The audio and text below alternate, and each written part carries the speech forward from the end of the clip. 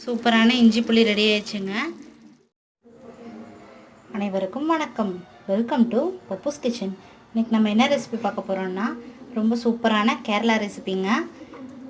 இஞ்சி புளி பார்க்கலாம். அதுக்கு தேவையானது வந்துட்டு இந்த மாதிரி வந்துட்டு மா இஞ்சின்னு கேட்டிங்கனாவே தருவாங்க. நம்ம எப்பவும் இருக்கிற இஞ்சி வந்துட்டு இந்த மாதிரி இருக்காது.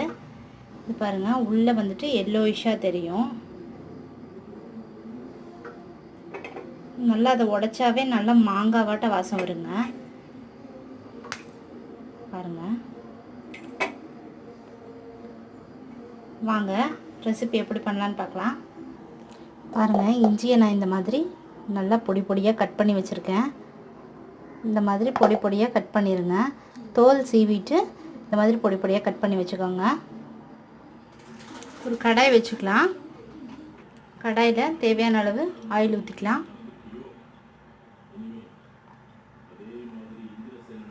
நான் இன்றைக்கி ரீஃபைண்ட் ஆயில் தான் யூஸ் பண்ணுறேன். எண்ணெய் காஞ்சிருச்சு.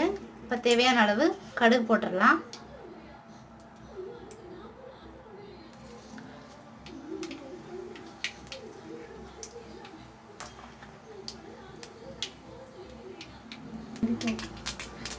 மஞ்சத்தூள் 1/2 ஸ்பூன், மிளகாத்தூள் 1 ஸ்பூன், கடலைப்பருப்பு, வெந்தயம், பச்சை மிளகா 5 பச்சை மிளகா எடுத்திருக்கேன், கருவேப்பிலை எடுத்திருக்கேன். இப்போ வந்துட்டு கடுகு பொரிஞ்சதும் இப்போ அதில் சேர்த்துடலாம். கடலைப்பருப்பும் வெந்தயமும் சேர்த்துடலாம்.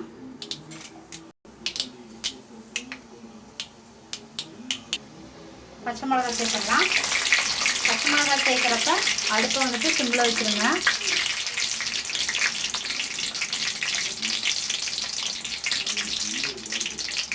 கருவேப்பிலை சேர்த்துடலாம்.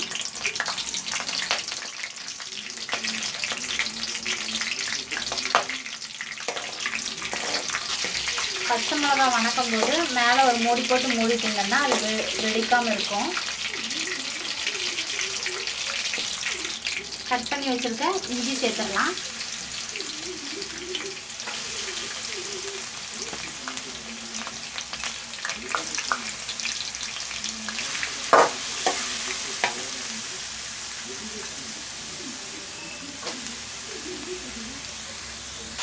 இஞ்சி சேர்த்துட்டு நல்லா வணக்கணும்.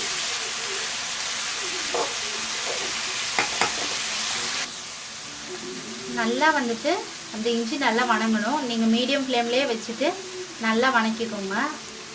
எண்ணெயிலே வணங்கணும். நல்லா ஒரு 10 நிமிஷம் நல்லா வணங்கிருச்சு. இப்போ வந்துட்டு மிளகாத்தூள், மஞ்சத்தூள், உப்பு சேர்த்துடலாம். உப்பு சேர்த்துட்டு நல்லா வணக்கிடுங்க. பெரிய சைஸ் புளி எடுத்து இந்த மாதிரி நான் கரைச்சி வச்சுருக்கேன். கரைச்சி வச்சுட்டு வடிகட்டி வச்சுருக்கேன். இப்போ வந்துட்டு நம்ம இஞ்சியில் சேர்த்துடலாம்.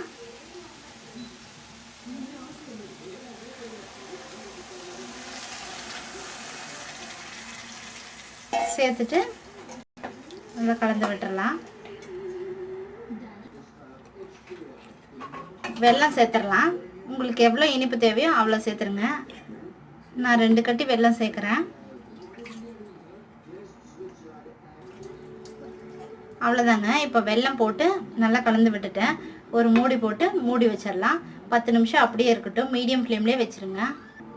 மூடி ஓப்பன் பண்ணி பார்த்துடலாம். பாருங்கள், நல்லா கொதிக்குது. நல்லா கெட்டியானதும் நம்ம இறக்கிடலாம். இந்த தண்ணியெல்லாம் நல்லா வற்றணும். அது வரைக்கும் நம்ம மூடி வச்சிடலாம்.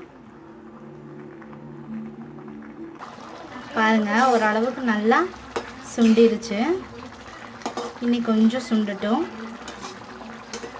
அப்போ தான் வந்துட்டு சாப்பிட்றதுக்கு சூப்பராக இருக்கும். இப்போ மறுபடியும் நம்ம மூடி வச்சிடலாம்.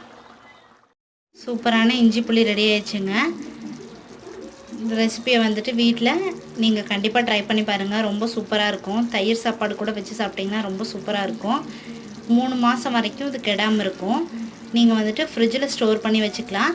இந்த ரெசிபி உங்களுக்கு பிடிச்சிருந்தா லைக் பண்ணுங்கள், ஷேர் பண்ணுங்கள், கமெண்ட் பண்ணுங்கள். மறக்காமல் என்னோடய சேனலை சப்ஸ்கிரைப் பண்ணுங்கள். மீண்டும் மற்றொரு ரெசிபியுடன் உங்களை நான் சந்திக்கிறேன். வணக்கம்.